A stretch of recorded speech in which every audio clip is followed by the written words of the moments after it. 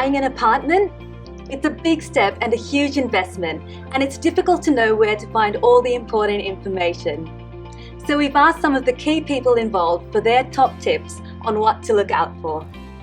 First up is a buyer's agent. Why? Because they work for you, the buyer.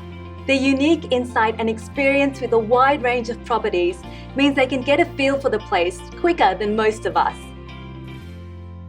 Can you explain what a buyer's agent is and why I might need one? Absolutely. So a buyer's agent is a licensed real estate agent that acts for you, the buyer. And so the buyer actually pays the buyer's agent to make sure that they 100% represent their needs. So a good buyer's agent will A, help you avoid buying a dog or a lemon, and B, make sure that you don't pay too much for it.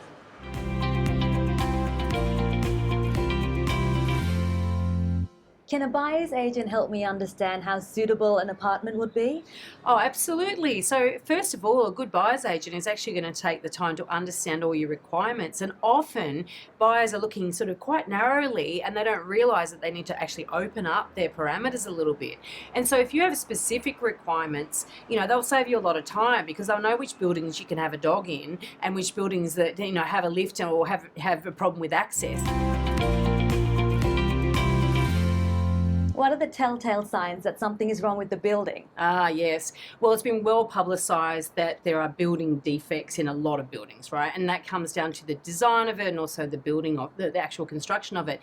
But there's also how well a building is maintained and how well loved it is and how active the owners corporation are and the individual owners. And so you can see evidence of that all across the building. You can look in the gardens and see how well maintained are they. You can look at whether the building's been recently painted.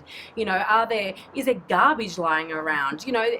Those sorts of signs are really quite obvious, and that's the telltale, I guess, early warning sign or red flag for me that potentially this is not a great building to buy into.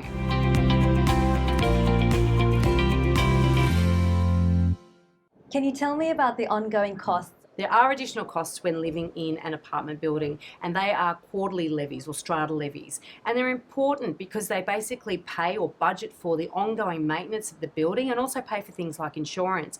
And if you own a house though, you have to pay those things too. It's just that you don't have to pay them in such a regular way. When buying an apartment, do I need different information as opposed to buying a house? Oh, yes, you do. So when you're buying in an apartment, you're buying in a community. So the very first thing you need to get is a strata report.